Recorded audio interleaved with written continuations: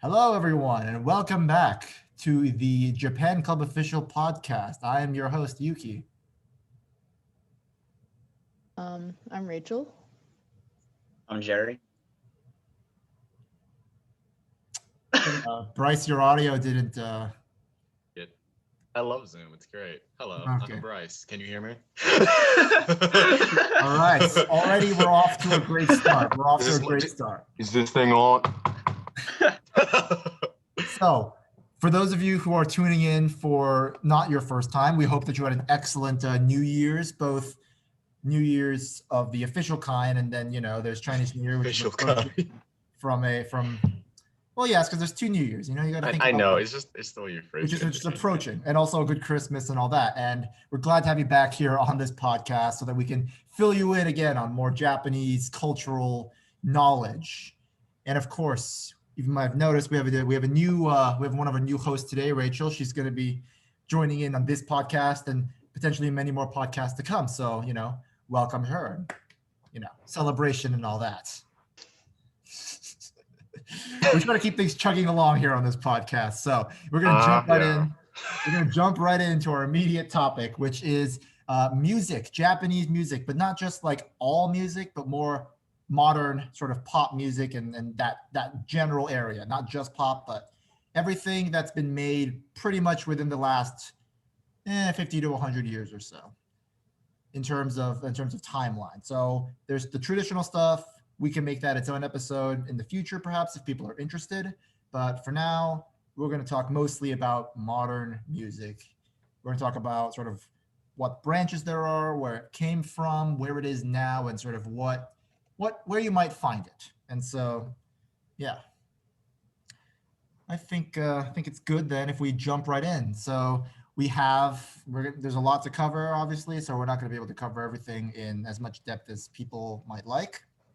But we're going to just sort of jump into it. So first things first, if we just go down this list of points that we have here, J-pop. Who here would like to sort of start us off on that discussion, just sort of like their experience with it and what it might be about?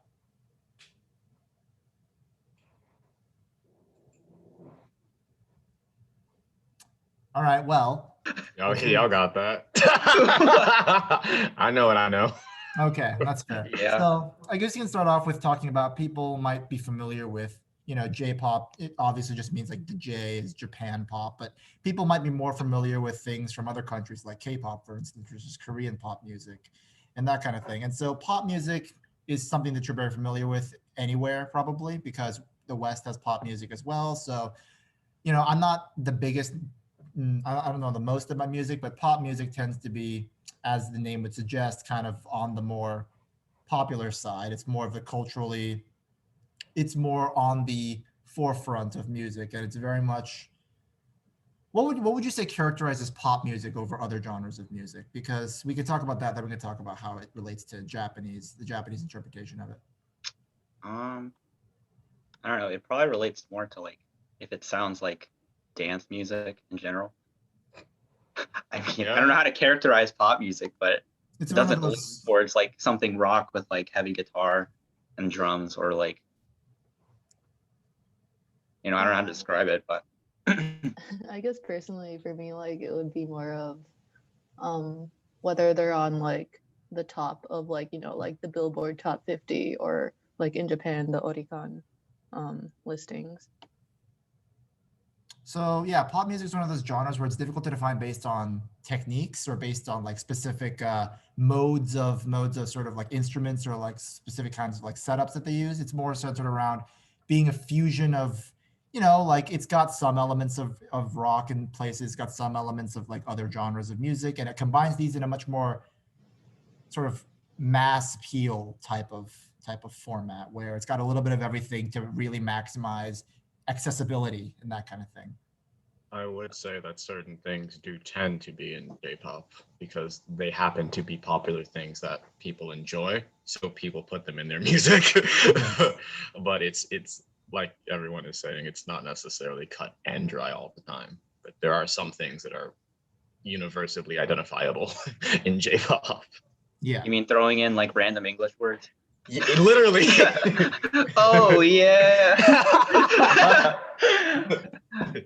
So yeah, I love you. Goodbye. there are definitely certain things that J-pop does that other kinds of pop music doesn't, and definitely this focus, I would say, on sort of more electronic style of like synthesized forms of music generation as opposed to more instrumental, and that's reflective of Japan's kind of cultural, identity of being this kind of advanced, kind of techno-esque culture, and I think that J-pop really reflects that in many ways. It's very much centered around being on the sort of cusp of advancement. Music production, there's always new softwares and stuff like that are being developed that J-pop does that other pop formats might not be as into.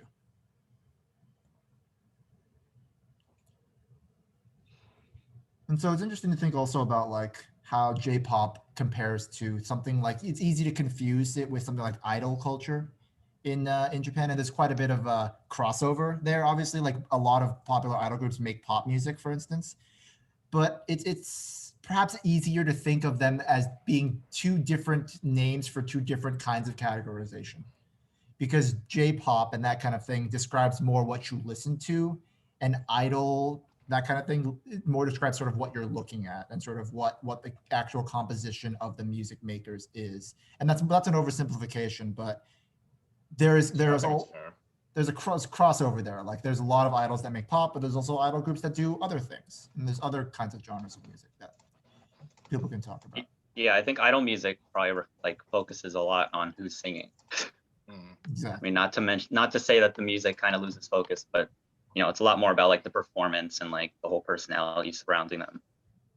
Yeah. And so, because of the natural limitations of the genre, it's difficult to really pin down its identity. But everyone who's listening to this, who's interested in some way with Japanese culture, has probably heard J-pop before, right? Like whether or not they would identify it as such. And so it's really just the way that we've taken sort of like Western pop music and really made it into Japan's own identity. And that's one of the things to think about, is how the West influences the way that music is made in Japan. It's a running theme you'll see throughout the rest of the genres here. So, in terms of like how that relates to the future genres, well, we can sort of talk about that. And the next thing on this list is kind of a weird one, from what I can tell, because it's probably the music that most people will be familiar with who, are interested in Japanese culture, and that's, anime music. But the thing is, that's not its own genre of music, and I think everyone who's watching this would agree with that. Wait, I was thinking, yeah, it's not a genre, but if there's a song that centers around like a 1 minute 30 interval, could you classify that as anime music? If it has that repeating structure. That's just musical structure. Yeah. Not gonna lie. Mm-hmm. Is it always around that sort of interval? Depends on the show. Because I know sometimes an anime opening is like heavily edited in order to that's the other thing. structure. Sometimes it's edited such that they can cut out the bridge and go from verse 1 to verse 2 without it looking awkward. Mm-hmm. So like songs like that are like the extended version of Peace Sign in Boku no Hero Academia is like 5 minutes, but the opening is like 1:30, and it doesn't sound like it's off at all. I was gonna pull up the biggest example of a difference between like the full opening and the actual opening is probably My Hero Academia's opening 4, I think, The Odd Future by Uberworld. Right, I haven't seen the full opening yet. It was really split when people were like found the full opening, and it's completely different from the actual like the one in the anime. Yeah. The way they spliced it, Uberworld does this cool style where they actually go through, I think, the eras of music. It like evolves into like different styles like 4 times, but people just wanted the anime opening repeated 3 to 4 times. Yeah. And so it's really split, but it was actually pretty cool. Yeah, the thing with anime openings, endings, and just the general soundtrack is that there's almost an archetypal expectation for it, because there are expectations set for anime. In the case of shonen, you're expecting a certain kind of aesthetic, therefore certain kinds of music are generally played in shonen. Mm-hmm. So the more popular a particular genre of anime is, the more likely you are to find those types of music in anime. So for instance, you have a lot of J-rock. Certain shows have like some jazz influences, some J-pop influences, but because the music is designed to accompany an art form, it has to bend itself to that art form. Yeah, I would say that, not to like put any limitations on it, but there are music that tend to lend itself well to animation.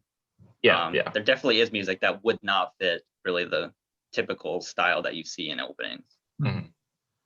Yeah, I definitely do agree that. Yuki, do you want to go on? Oh, no, I was just gonna say it's easier to think of it as an editing style or kind of presentation than it is its own sort of musical form. That's a better way to think about it. Yeah, definitely. Especially if you consider, like Bryce was saying, that most anime music is written pretty much for the anime. There aren't, I would think, there aren't that many instances of a song being written before an anime, was like, we're gonna produce this, and then they took that song. Like, I can think of a few exceptions. Most of them are really old songs though, and pretty old shows. Most recently, I guess, I don't know if you guys have watched The Great Pretender, but I heard that they put a Freddie Mercury song in there, which is pretty cool. It's the ending. Yeah. It was really well done, yeah. So like, it definitely does happen, just not as much. Like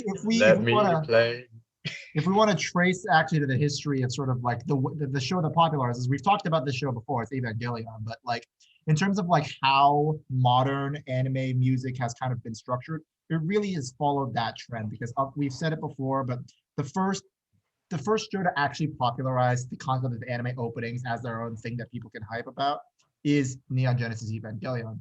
And it did that with a song that didn't really fit the format because there wasn't a format back then. Cruel Angel's Thesis, the clip that they used was about a minute long, as opposed to the minute 30 that we use today. And the ending is Fly Me to the Moon, which is, I believe, a Frank Sinatra song. So there are definitely certain things that were rough that started off, but then now we've kind of really streamlined into this very specific 1 minute, 30-second edited format with videos that are sort of with music that's specifically made for the TV show in question most of the time. And that's really something that's become entrenched into the culture. Yeah, definitely. For those who are slightly curious, Frank Sinatra's version is the most popular. It is not the original. As is the case in most jazz things, the most popular is not always the original. What do you mean Life is a Highway was a cover?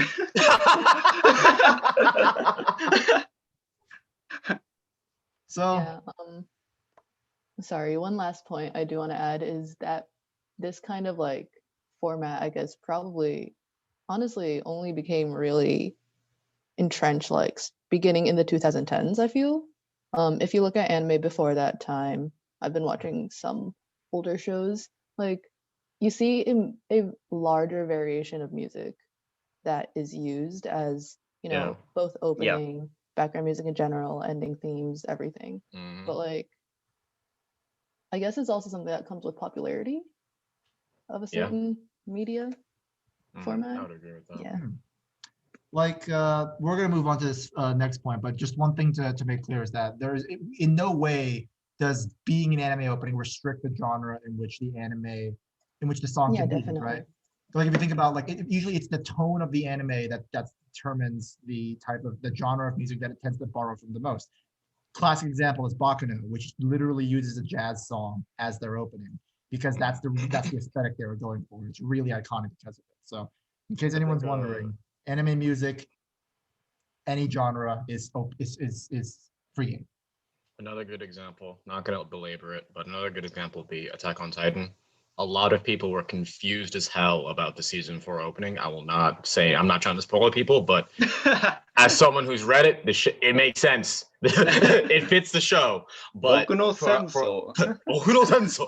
A lot of, like, in comparison to the song, it's just it's different because it's made for the show. And I think that's another good example that emphasizes the points we're making here. Mm-hmm. Yeah. And now I think that's a good transition to talk about J-Rock, which is the next thing on our list. And I know very little about this, so I'm gonna sort of move this over to you. I listen to a fair bit, I'd say, of J-rock, but only from specific bands. So take what I say So like at most people. like with a grain of salt, Yeah. obviously.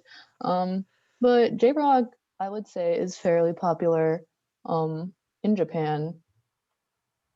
Honestly, to be completely honest, like I can't really compare with Western music because I don't listen to a lot of Western music, but I do think it is more popular than rock generally is, like currently at least, like in the West. Um I'd agree with that. yeah. So you have, I guess, more of the poppy J-rock bands, like for example, like Sekai no Owari, One Ok Rock. I see you put Oral Cigarettes here, Second Action. But then you also have, and I feel like this has also becoming like more of a trend in recent years, like the more metal heavy side of J-rock. Obviously, not as many people are into that, but it's also becoming, I guess, increasingly visible on the global stage. You may have heard of baby metal. Yeah. They're probably the most prominent example, probably because they're cute girls. But Yeah. but yeah. Otherwise, if you're into, like anime music covers, this isn't even Japanese, but like if you've heard of Pellic, he does like metal anime opening covers, and that's also, I'd say he's pretty well known, if you're into that side of the internet. And Raw Lee also does some rock inspired covers. yeah, There's a lot of cover artists who do what she's talking about. definitely. Just wanted to mention that it's not. There's a lot of people. It's just those are the most popular. Sorry. Definitely. And on that side of things, while we're at it, I guess, it's not as popular now, but back in the early 2000s and maybe early 2010s as well, Visual K was also pretty popular in Japan. They're still a very niche thing right now and have been, because not many people, it's a very flashy style. The music is more like metal-y, but like what stands out most is the outfits that they wear. If you search it up, that's Visual KEI. You can see there, it's just very flashy colors, gaudy hairstyles, but it does very stand out a lot. Yeah. So I have a question actually, because I'm as somebody who knows very little about sort of like the distinctions between music genres. So what exactly is the difference between J-rock and like American rock, for instance, and between metal and rock and stuff like that? So instrumentation is usually a pretty strong indicator, but that's more of a similarity for Western rock and J rock.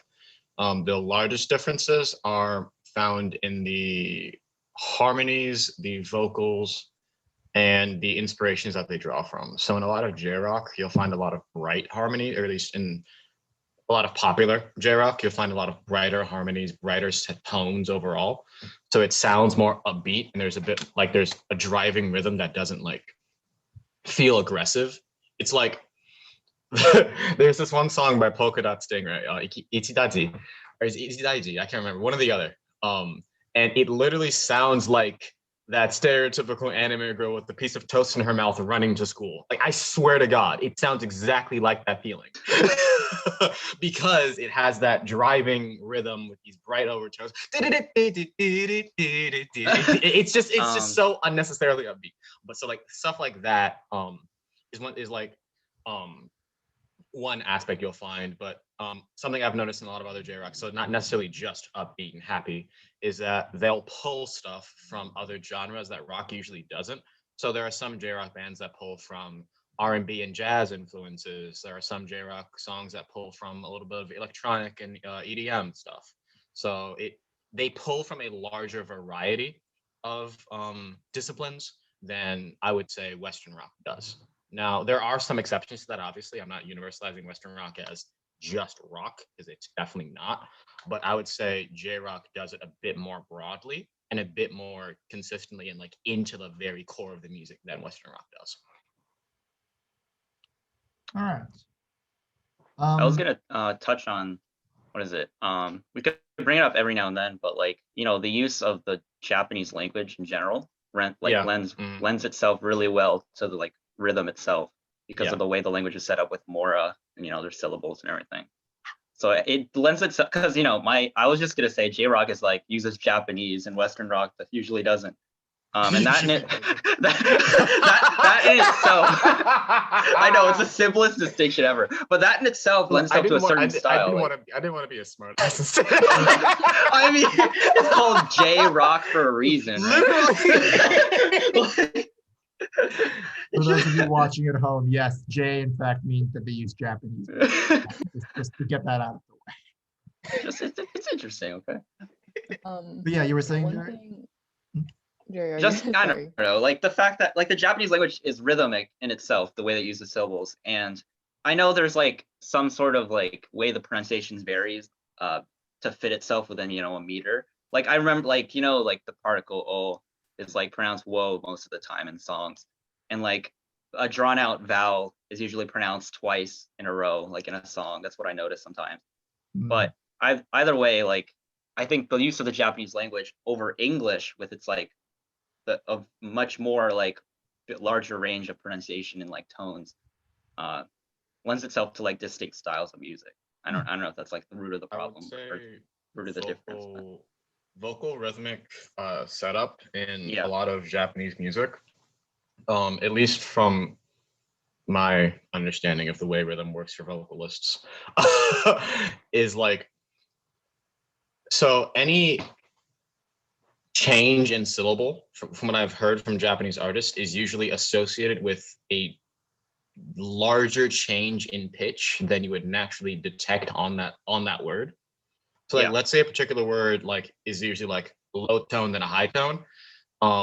They'll extend the low tone for the sake of the rhythm and then do the high tone because they want the end of that word to be on a particular part of the song. Yeah. And so this happening over the course of the song allows the vocals to more perfectly match up with the harmonies and the rest of the song than you would be able to do in Western music, because English does not lend very well to it just doesn't work as well because the words sound too awkward. It also affects the lyrics, right? I think the reason why the word kimi is so popular in like songs, and it's not, even though it's not used really in real life actually, but it's because kimi has like that rhythmic like accent. It's also one less syllable than omae and anata. Yeah, syllable count is huge. Yeah.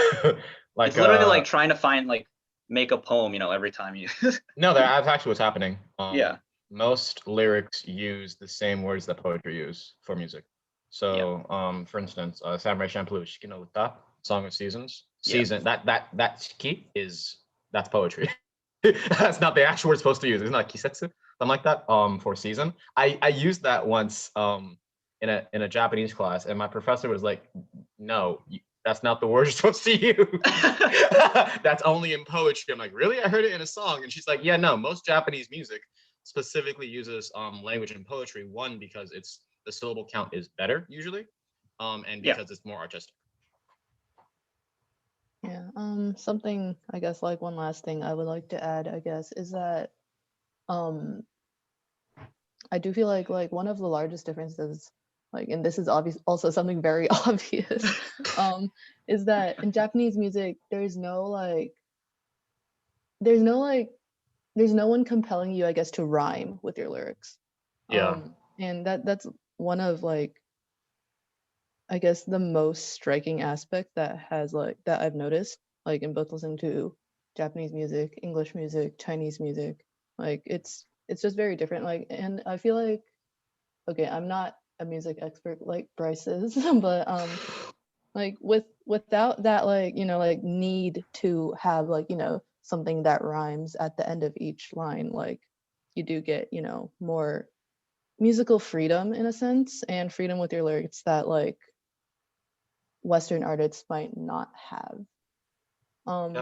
And also there's also like we talked about using Japanese in Japanese music, but there are also, for example, for J-rock, bands that use mostly English. For example, Cold Rain is a more metal-y screamo type Japanese band, but their they're a Japanese band, but I think they're all technically foreigners, but they're still J-rock, and all of their music is in English. I know that One OK Rock also has been branching out like more internationally. Some of their recent songs have all been in English as well. Oh yeah, American Girls was I think a prominent example of that. And what was it? Wasted Nights, I think, is also all in English. So yeah, there's definitely a lot of variety across just not only one genre as well, just all genres in general. Yeah, no, that's definitely true. Do we have any okay, so anyone, I think that's a good place to transition actually to our next thing, which I mean I know even less about than you. And that's enka, which I didn't even like, could somebody explain sort of like what kind of music that even consists of? Because I know very little about this form, which, you know, says a lot about my racial heritage, but I'm sure that's Yeah, I don't fine. think most of us here, including me, know a lot about enka. So like enka is like, it gives like more connotations of like traditional types of Japanese music, but it's not traditional. It's more, there's a difference between apparently traditional and modern enka, says Wikipedia. But yeah, when you listen to it, it invokes more like, you know, like a Japanesey feel as opposed to like a more modern pop feel. To be very general about what it. Does obviously. that mean? Yeah, Does that mean real Japanese more isn't classic, modern? Like, is more Japanese? Japanese. well, I can't. I don't have Like better words for this. I'm sorry. traditional Japanese. There's Yes. more like string modern? instruments. Yes, When there's the more. older it Well, gets. not Yes, exactly. yeah. bro. The It's shakuhachi gets closer mostly, and closer, just being a stick of bamboo. Yeah. but yeah, it's very heavy on the melody, and it's more ballad type songs. I guess off the top of my head, the one song that I listen to the most that might be classified as enka is Konayuki. That one's pretty old, but yeah, it's actually a pretty well received genre in Japan, although not as well known outside of Japan, I feel. But you do see a lot of representation both on, you know, like the weekly top charts and on, for example, the Kohaku Gessen that NHK hosts at the end of the year each year, which is basically like, you know, like a song battle that features like the top songs of each year. You do see a lot of enka on that as well. So yeah, I feel like there's also this image that enka is mostly listened to like by like, you know, middle-aged people, which is probably not the case, but I do not know more to comment on that other than that. If my understanding of what enka actually is correct, because from now that you mentioned that NHK thing, like my mom loves watching that at the end of the year when I watched it, like in Japan. It's wildly popular. It is. It's like the only thing you Welcome watch. to the NHK. But now that you mentioned it, I think I do remember vaguely what enka actually is. It's like just to sort of like, I think I don't think we actually described it. It's like very much so traditional Japanese music, at least the one that most relates to enka, has this kind of, it's very recognizable when you hear it, but it's difficult to describe with words. It's very hard to describe. Because what it is, it's like the person who's singing is matching their vocal cords with the sort of like with like the sort of plucking of stringed instruments, but like with like this like fluctuating kind of vocalization, where they're sort of like highly like variable like voice kind of like jumps between these different tones, and it's like when you listen to an enka song, you'll immediately be able to recognize every other enka song that ever exists. But until you actually give it a shot, it's difficult to know what we're talking about. Yes, it's this like it's like this like really kind of like very controlled kind of vocalizations as part of the song, and usually the people singing it are dressed in traditional Japanese outfits to kind of give off that aesthetic of it being like this. It's modern, but it's also traditional type of vibe.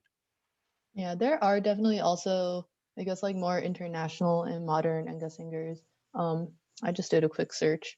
There's this guy called Gerry. He's half Japanese and half American. He's actually African American. And he sang enka. I say sang because he took a break in 2018 to focus on other stuff, apparently, according to Wikipedia. But yeah, like there's definitely not as much of an international appeal, I feel. But like there are people who are trying to bring enka to a more broader audience, definitely. I think a large part of that might just be because of the inherent sort of like grounded in Japanese culture aspect of enka, like Definitely. the lyrics and stuff, especially very invoke this Japanese feel that might not be as relatable to people outside of Japan. As an aside, though, like this year's NHK sort of music special was dominated primarily by anime openings and idol pop, so there were only I only heard a couple of enka songs during that, but like just as an aside, like Gurenge, the Demon Slayer opening, just was there the entire time. It was crazy how much I heard that song over. Wasn't that last year? It's still very popular. Still very popular. Yeah. Do you not remember? I meant on Kohaku. I remember that being the 2019 one, but I may be wrong. Lisa's huge in Japan at any point. Yeah. So yeah, let's move on to what I can only imagine is probably going to be the most in-depth segment of this, which is jazz. I'm gonna need you to. It will not. It does not need to be that deep because we don't have enough time to cover it. So jazz in Japan, not just like jazz in general. Yes, specifically jazz in Japan. There's no such thing as J-jazz. That would actually just kind of sound weird anyway. Jazz. J-jazz. J-jazz. It sounds like it's like, are you stuttering or is it like? But yeah, so jazz in Japan has actually been around for a minute.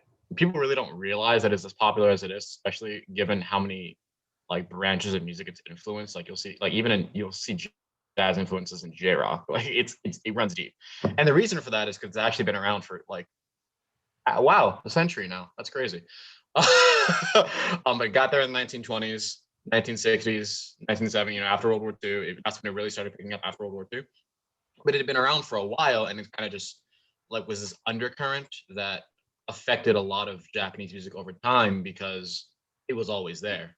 Like it's kind of like R&B in America. It's always just around, so it always impacts other genres of music.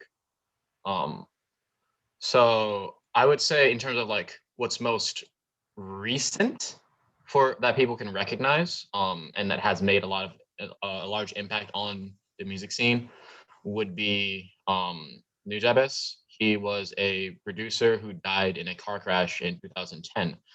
He had 3 studio albums. One was released after his death. But the reason I bring him up is because he was kind of this paradigm for people.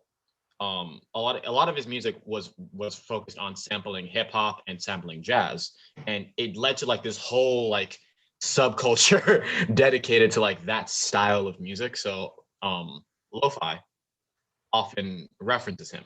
A lot of lo-fi artists like him and look up to him because of 1, his technique, and 2, just like the things he played with.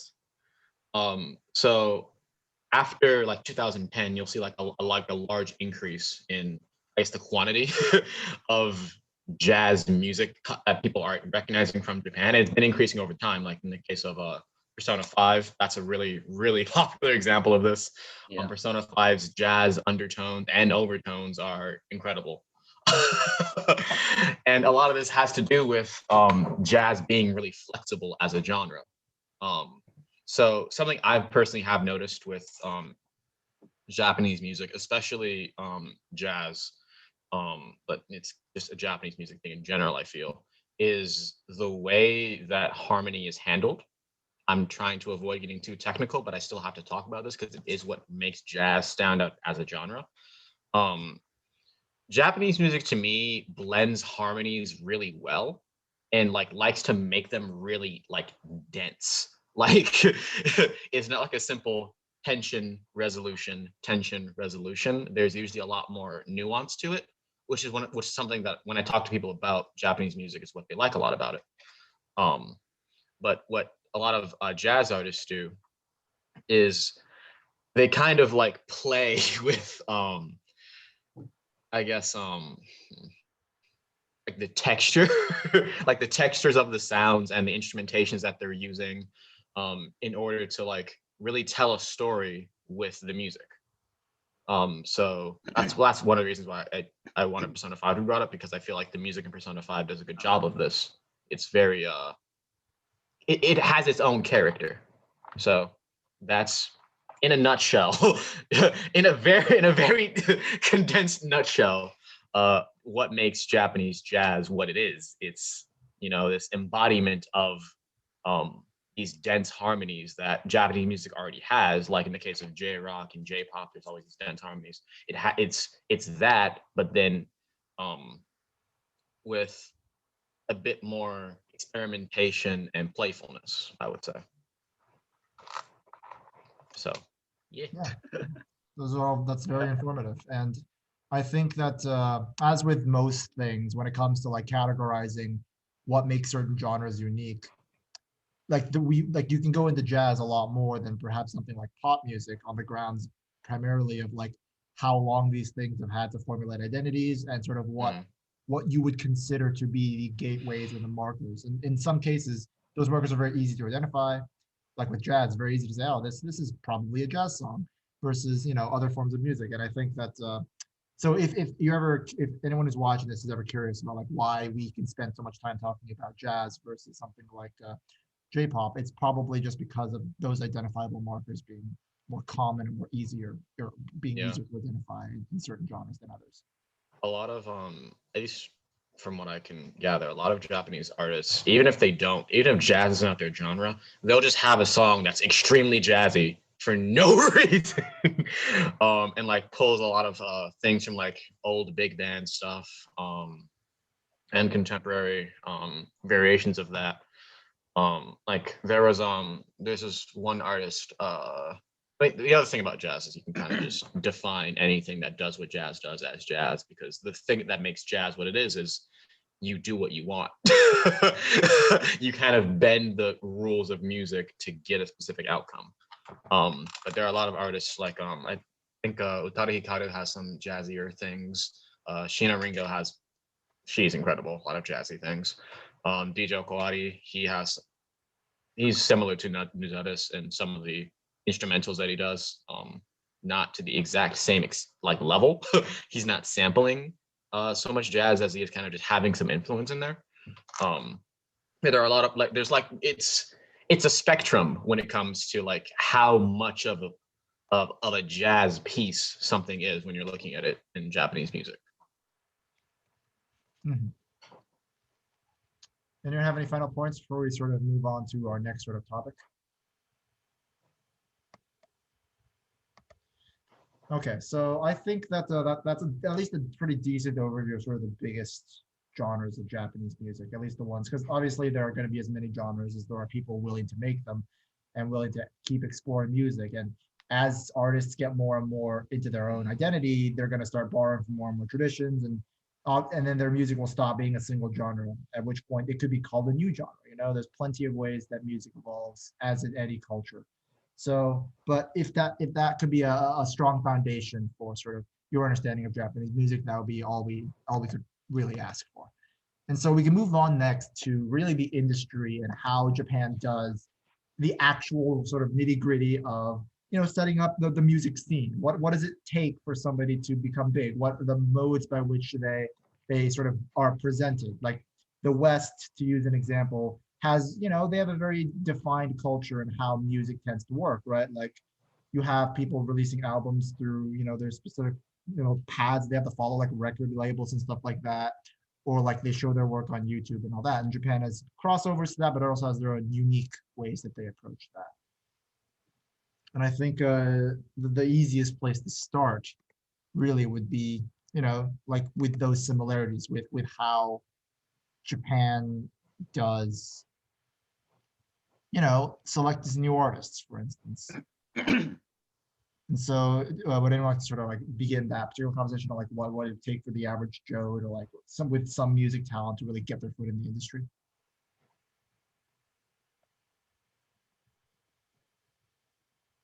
I mean, except in the ways that are different from the West, because obviously you've got like scouting agents and like that kind of thing, people who find talent and then put them through that training process that you would see in the modern day. Just to sort of get the conversation rolling, though, I think that an important place to start with, and this is really the next topic, but it's really difficult to talk about the Japanese industry without bringing this up. But like the most sort of prominent aspect of Japanese music is what we in the West would consider like the formation of things like boy bands, right? Yeah. Very specific ways in which boy bands are formed, right? Like you select people who are sort of these marketed, targeted kind of individuals who would get the most appeal. You put them all in a group, and then you sort of like artificially put them in locations that would raise their exposure to the point where they're more of a product than they are sort of like a band getting together and doing their own thing, right? They're much more of a, we're going to guide this group up. And like, I guess the most culturally known example would be like One Direction and stuff, with how they were kind of taken as this group put together, and then they were sort of like always kind of being marketed forward, up and up until they got big, right? Japan's culture of music is very much that, but it's like a large portion of the popularity in Japan is these kinds of groups that have been put together by companies and stuff like that. And I think there's no better place to start than with like idols, and also with a term that you and people in the West might not be as familiar with, which is Johnnies. Johnny. It's functionally the equivalent of like male idols, essentially. And the reason, Johnny's is an agency, which is where it came from. yes, there's a Johnny's and Co. kind of agency, and they were the biggest one to do that, right? So, what can we talk about with the idols and Johnny's and sort of how they operate? Anyone like to sort of jump in there? I mean, I think you kind of covered the most basic point. It's basically these large companies that employ this sort of scouting technique in order to find, individuals that they think would fit this sort of product that they're shipping out. And so, of course, they have auditions and a screening process because, they welcome applicants. But once they select the individual, then the whole purpose is to basically put them on a pedestal, develop this sort of cult of personality and like a fan base. And I think music is only a slice of what like the idols are supposed to be, basically. They're basically shipped as, they could push their personality, their sort of like trope that they act out, they perform, but it's the purpose is to garner fans, basically. And they hold all these, they hold events backed by the company, like all across the country, probably. Handshake events. I think you probably heard of those. They literally just, you can handshake the idol of your dreams. It's an interesting culture that, I haven't gone too far in myself, but Back up. all right. Yeah. Hold that. But it can get dangerous. I mean, I'm sure you're familiar with the like dark side of the industry when it comes to idols, and you're quick to think about, how this can sort of garner the sort of stalker types among the fans, obsessive types. But overall, I mean, it exists. It's a thing. I don't think it's exclusive to Japan, though. I mean, obviously in Korea, this sort of thing is pretty prevalent as well. Not in terms of idol, but like the groups aspect. I would say this is actually probably quite biased. Like in Korea, I feel like it's a bit more exaggerated than it is in Japan. Not like negatively. Like I just feel like the culture itself is more fanatic, in not necessarily a negative way. There are various detrimental aspects to it. Definitely, I can't really. That I don't think is very debatable. There are a lot of there are some horror stories of some K-pop groups of what happened to some of the members and what some members have done to other people. Like it's different, but I would say that is something worth bringing up. That there is a darker side to it, as is the case with anything where you're kind of trying to get a group of people to like really like a particular personality. It's just something that happens. And there are a lot of stories of like stalkers, like some weird finding out who someone actually is, like their actual identity behind the idol. There's a lot of stuff that goes into it. So like we said, music is just a slice of it. There's a lot more that's both good and bad. So that's just worth acknowledging. Yeah, if we're like talking just specifically about like idol music, I think it's okay.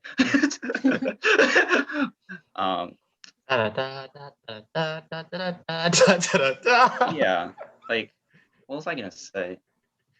I mean, I was also gonna say like the idol culture in general, I think is dangerous because it essentially dehumanizes like the person behind the personality that people are fans of, and it gets dangerous when people try to associate, like try to think that they can control like who this idol is and who the person behind the idol is.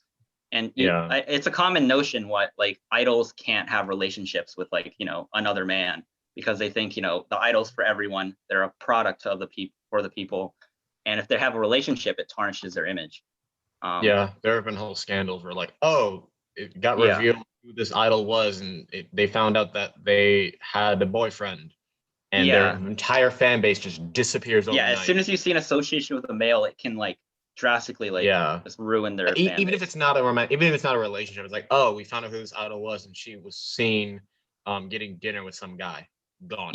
Like if you see just like a picture of them like walking with a man, and it's a dangerous it's like a sort of glass pillar type situation, but it is what it is, right?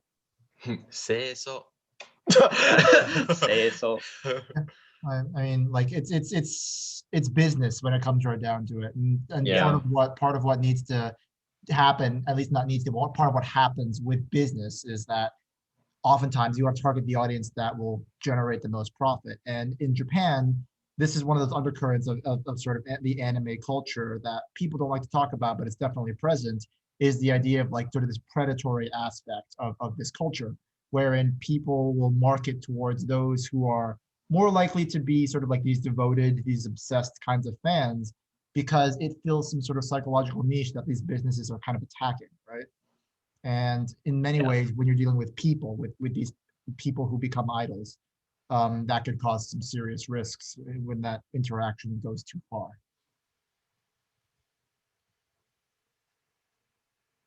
And I mean, that's a bit of a downer, but like this mostly applies to sort of female idols. Like it can apply to male idols as well. It happens. Yeah, that's why I brought up K-pop. It happens. I don't know much about it, but it can happen. Stan. Look, bro.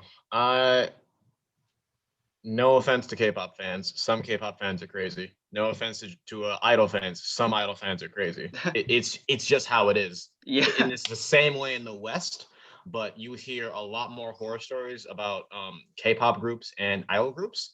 I'm not sure if that's because internet bias or because there are more, but I have heard a lot of really problematic stories about idol groups and K-pop groups, just because, like Yuki was saying, they're targeting a specific market, possibly a bit more than the West is, but it still is present in both markets without question. Yeah, I think a good example to sort of relate to sort of the West would be back like what, maybe like 10 years ago when Justin Bieber was huge, right? Like the fans that would obsess over him. Definitely. Something like that kind of energy might be similar to what you might think of when you think of idol fans in Japan. Like that level of obsession to get them, When I was in the 4th grade and Justin Bieber started blowing up, I honestly, looking back, I would be kind of afraid to see what happened if we put those 4th grade girls in the room with him. I'm not gonna lie. He had some fans. Yeah. Part of it also I feel is, and I feel like this is kind of a very obvious point again, but like is let's not try to hide it. Japanese culture and a lot of Asian culture is very conservative in some aspects. So it's also, the reason why, like, I feel like at least in Japan, you hear about, like female idol groups, like getting like, these harsher policies and stuff than like male idol groups. Obviously, I'm not talking for everyone, and I don't really follow that many idol groups myself, but that certainly is an aspect to it. Even with like technically not idol groups, for example, with Takarazuka, they're not an idol group, they're like an acting troupe, which is they're all female. Females play male roles, things like that. They also have the, no dating, not even like, and even like because of, associations with, like females cross-dressing as males with, like lesbians and things, they don't allow, dating between members and things. And there have been scandals where like that kind of thing has also happened.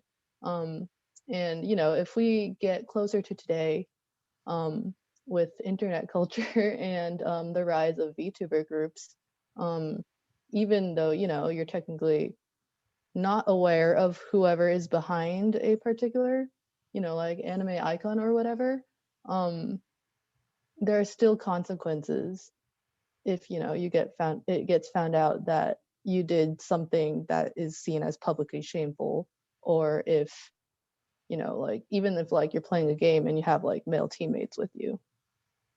Yeah. So like I feel like, I know, like in the West, we're bombarded with more like, tabloid news with, like this star started dating this star, this star came out as bisexual, et cetera, et cetera.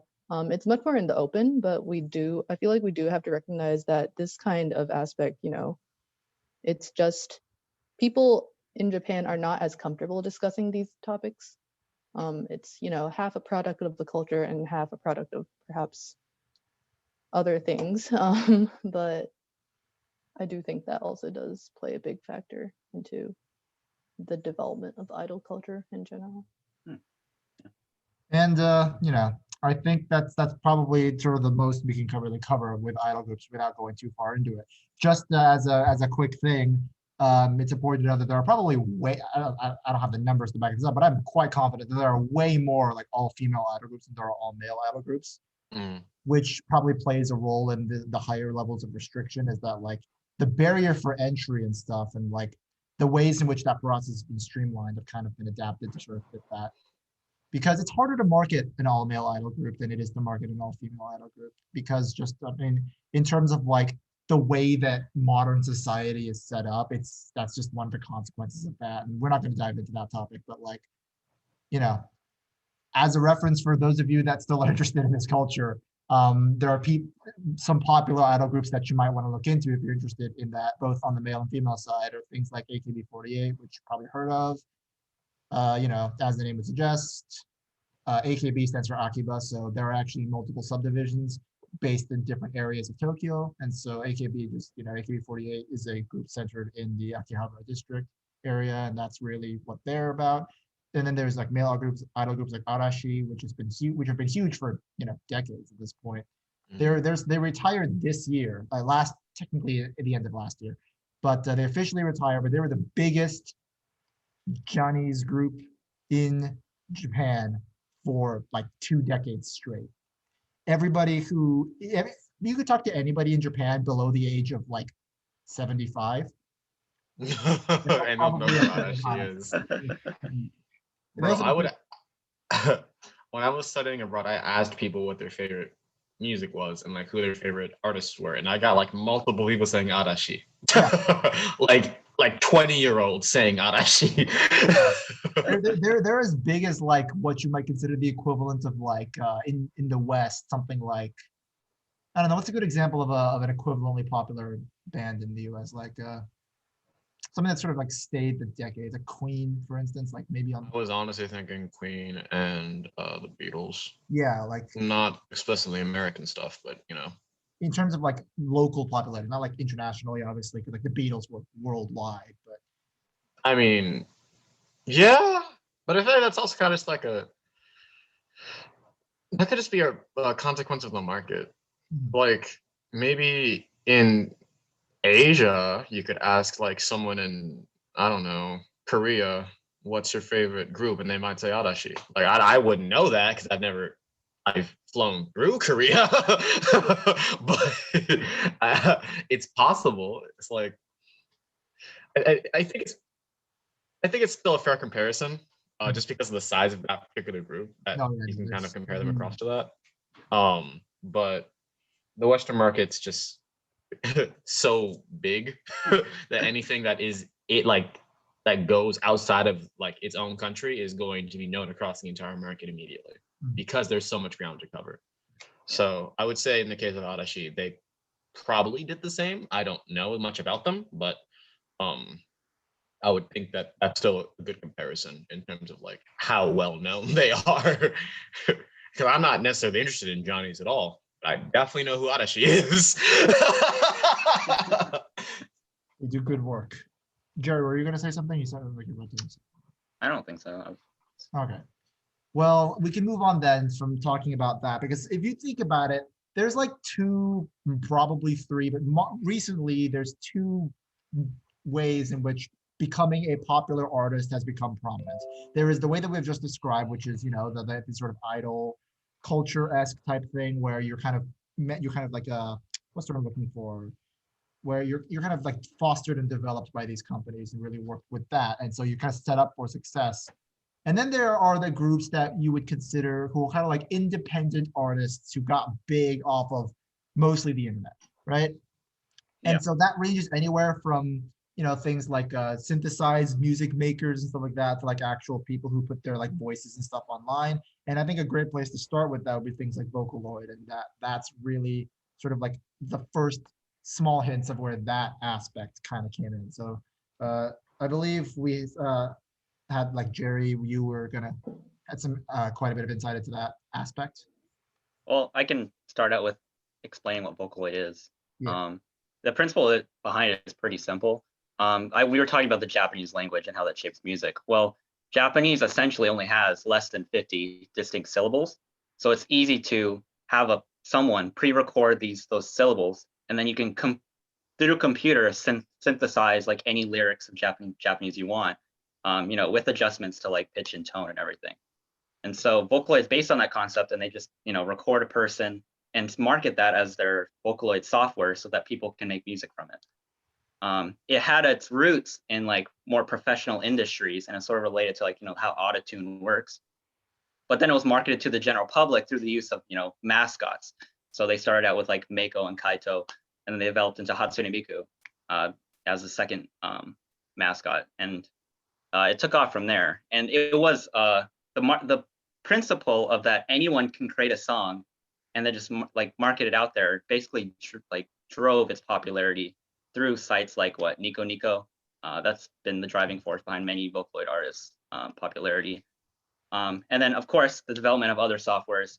Utaloids, you might have heard, are not official Vocaloids basically, because the principle that, oh, you can just take anyone's voice, like a fictional character, someone else, you can take their recordings of the syllables they say and make a Vocaloid out of that, usually without their permission, but that's where it's kind of like, it's kind of shady.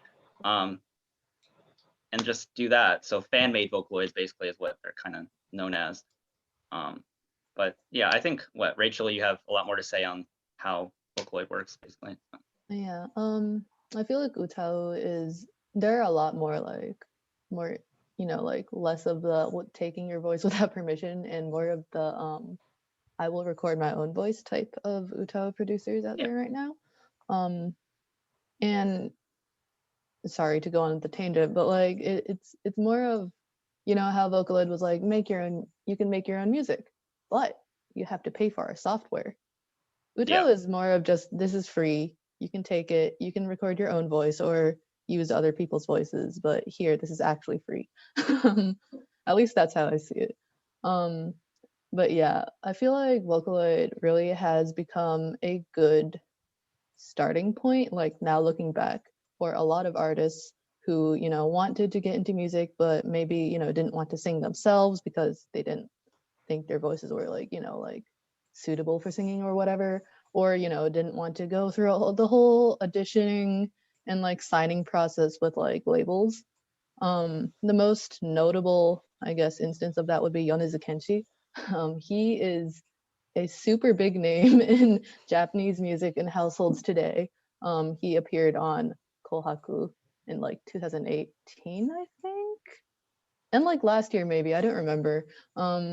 But yeah, like he started out, he did like, you know, he was in a band in his high school years. He tried making like, you know, his own music like after that. But what really like set him off was Vocaloid.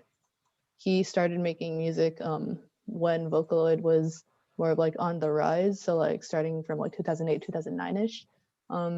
And that really just, his songs blew off, and like they're good. They're good. So people like them. And then he gradually started, making his own music, singing himself.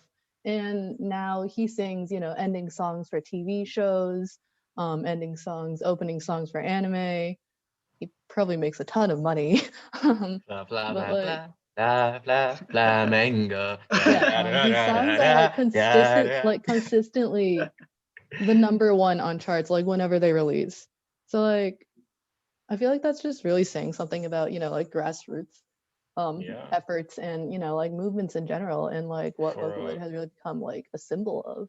Yeah. For those who, Apart from that, I was gonna say, for those who don't know how much money this man's probably making, he went from Vocaloid to singing Peace Sign. Yeah, that opening for Boku no Hero Academia we mentioned earlier. Yeah, that's him. That, Yeah. that he sang Yep. the opening for one of the biggest shonen today. If that tells you anything. As an aside, if you're interested in looking, you won't find him under his actual name. You'll find him under the name Hachi. yeah, Yeah. most Don't artists don't, consider it use a their book. actual names on the internet, as Yeah, most no, people. gotta look up his old label. Yeah, just Yeah. doesn't. I do think Apple Music and stuff have like combined it though, so that's a good thing if you're using streaming software. But yeah, he's only one of the most prominent examples. Only one of the most prominent. Yeah. If you look at other artists, like for example, I remember Gerry was talking about earlier, Ryo, who made the hit song that basically propelled Hatsune Miku into like the public eye, Melt. Yeah. He also stopped making Vocaloid music. He doesn't really make anything right now. But he formed, a band, Supercell. They've also, done a bunch of other stuff. I think it was them. They did one of the endings, I think, for one of the animes in the Monogatari series, Kimi ga Shiranai Monogatari. And they've also worked with a lot of other singers and stuff like Egoist and I think Chele. I don't remember.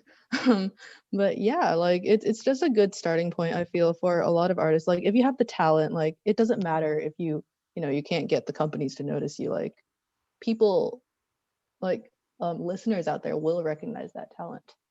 Also, one other.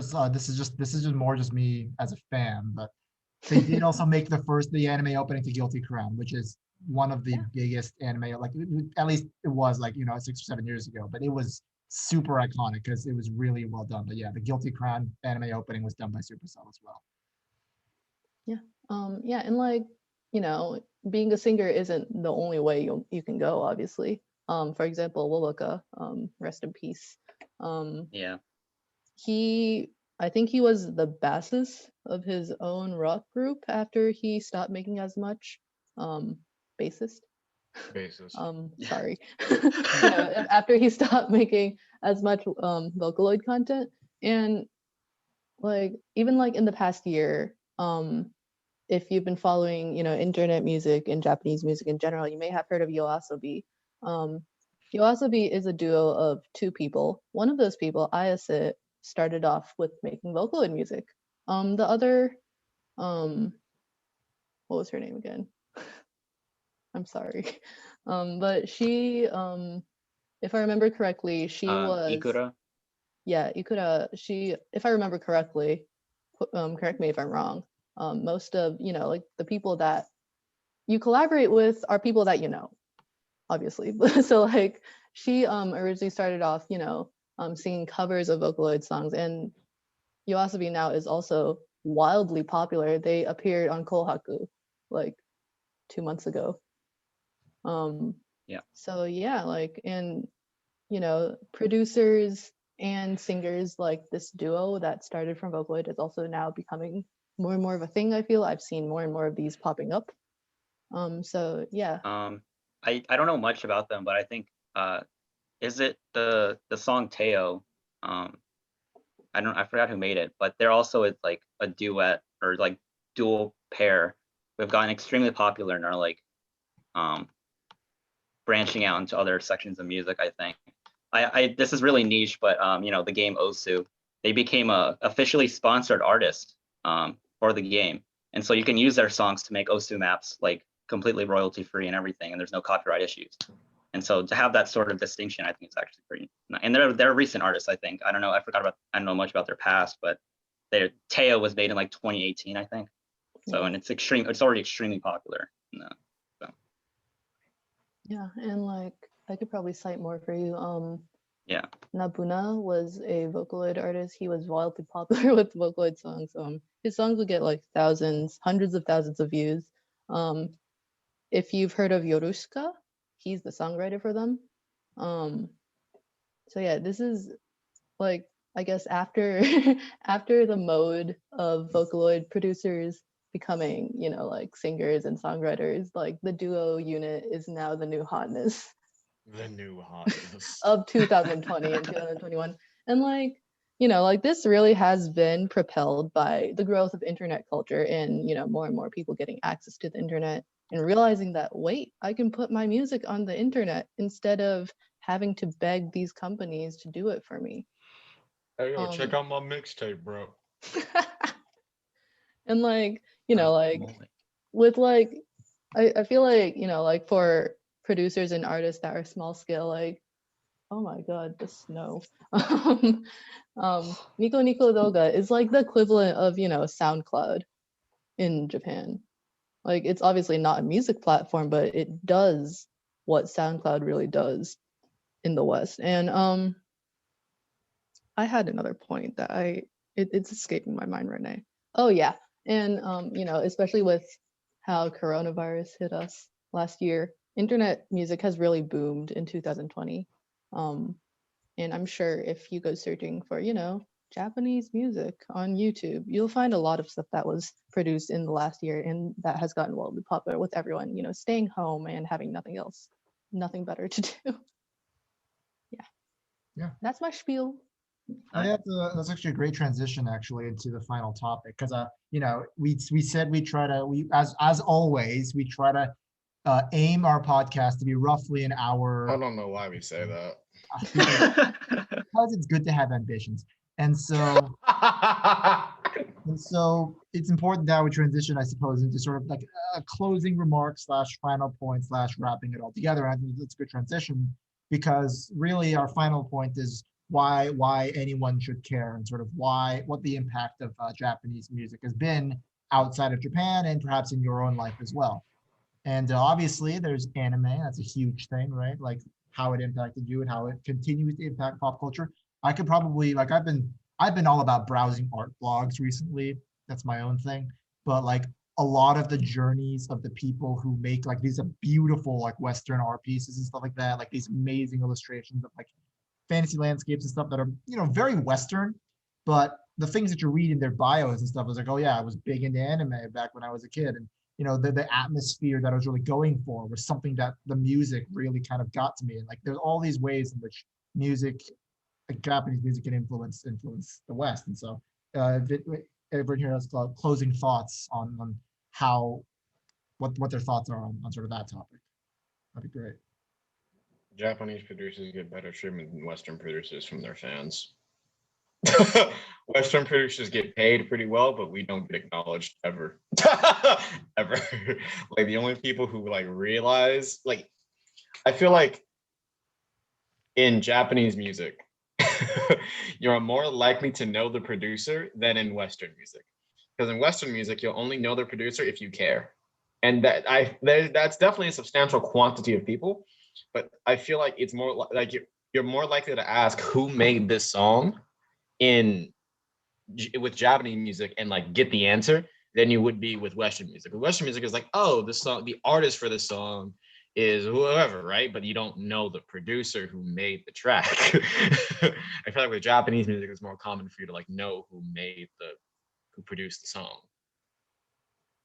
That's just me though. I do think you have a good point. And, this goes back to when we were talking about idol culture.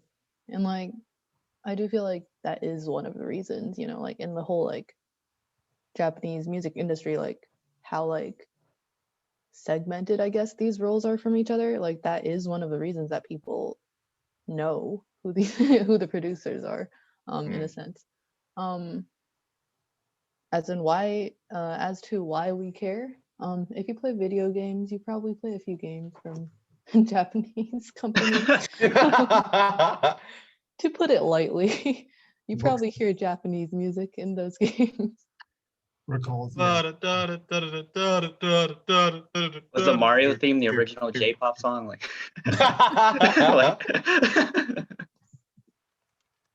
And that's only one thing, right?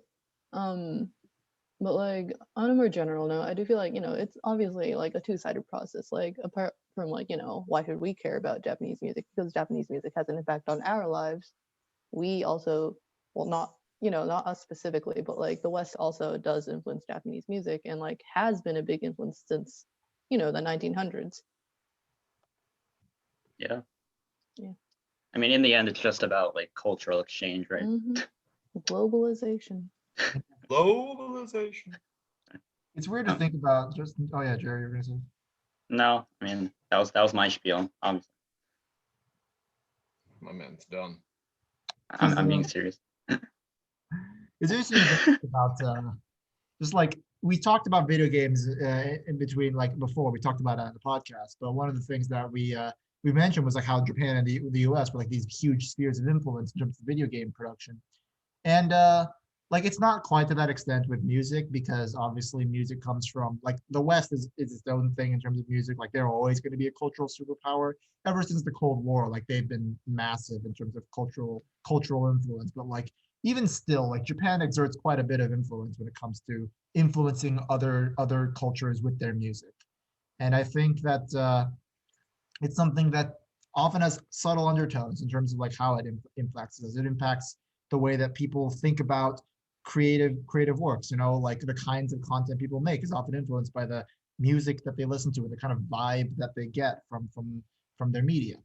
And I think that's something that everyone should consider whenever they're looking at or thinking about making any kind of creative work, is like that influence and where it comes from and how, especially music, because that has a subconscious effect on you in many ways, how that shapes you. So I think that wraps up all of the points that we need to make in a very clean way. Does anyone have any closing thoughts before we kind of end things? Japanese music is great. It is great. Listen to more of it. There's probably something that will suit your tastes. Almost certain. Okinawa.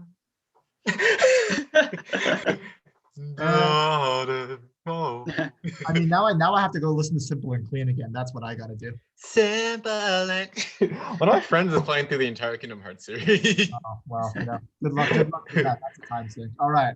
Well, hopefully those of you who are watching this podcast, we had a great time and learned something new. Hopefully we try our best to make sure that we tap into not just like what you might not know, but also our own areas of expertise, as you might have noticed, is that we try to make sure that we bring our own unique spin to things. And we hope that you really enjoyed listening to what we had to say. So we wish you all a great Chinese New Year if you're celebrating that coming forward, but also, Valentine's Day is coming up. Just have happy holidays and stuff like that in that regards. I get that that's a Christmas expression, but technically it can be used anywhere. So thank you all for listening, and we'll see you guys next week with our next topic.